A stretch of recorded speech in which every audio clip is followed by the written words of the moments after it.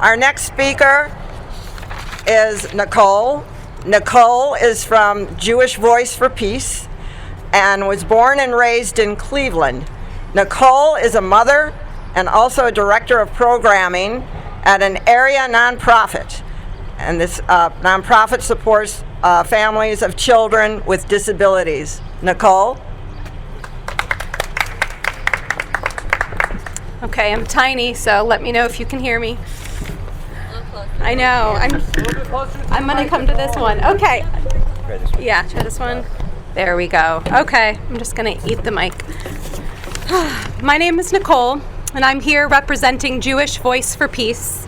I'm here because we are 81 days into a blockade in Gaza.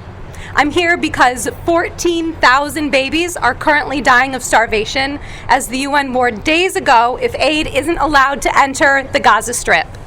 I am here because for over 18 months we have seen an ethnic cleansing and genocide play out live stream for all the world to see, and for 18 months we have screamed, yelled, protested, and proclaimed, "Not in our name." I want to speak personally for a moment because this is deeply personal, about what pulls me to this work. All of my grandparents were immigrants and refugees. My grandfather, a Jewish refugee, moved to Cuyahoga County after surviving labor camps. My German grandmother, who married him, also fled her war-torn country. My Arab great-grandparents fled violence in Lebanon, eventually arriving here in Ohio.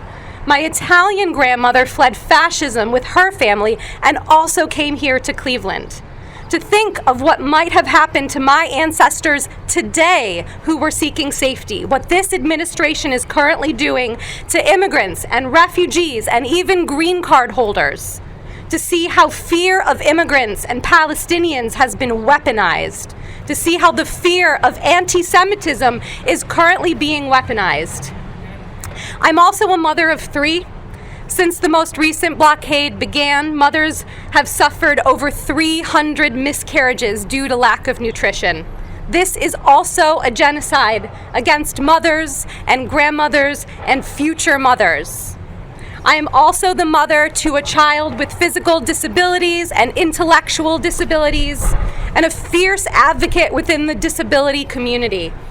Gaza is now home to the largest number of child amputees ever, anywhere. For those that do survive, there is no ongoing care, no physical therapy, no psychological support. Where is the outcry from our disability allies for the children with autism and Down syndrome that are being starved? I want to be clear for a moment that Jewish Voice for Peace stands firmly against the violence that was perpetrated against the 2 Israeli embassy workers. All human life is precious, which is why we are struggling for a world in which all people can live in safety and dignity. So let's stay focused. We refuse to allow politicians or bad faith actors to use this moment to exploit fear in order to unjustly target an entire freedom movement. Polling shows, as of last fall, that 62% of American Jews support withholding shipments to Israeli military. Criticizing Israel is not anti-Semitic. Free Palestine is not anti-Semitic. Free Palestine is calling for an end to over 70 years of ongoing occupation, violence, and oppression. Now more than ever, we need to be clear in our understanding that Israel does not represent all Jews, and that Jewish safety and Palestinian safety are interconnected. The real threat to anti-Semitism comes from right-wing authoritarians currently in power, who are eager to use this moment to undermine any and all support of Palestinians. Let's stay focused. We want an end to the violence. We want a lift of the blockade, and we want adequate aid entering Gaza. We want an arms embargo. We want our tax dollars used here and not for weapons to murder innocent Palestinians. Thank you.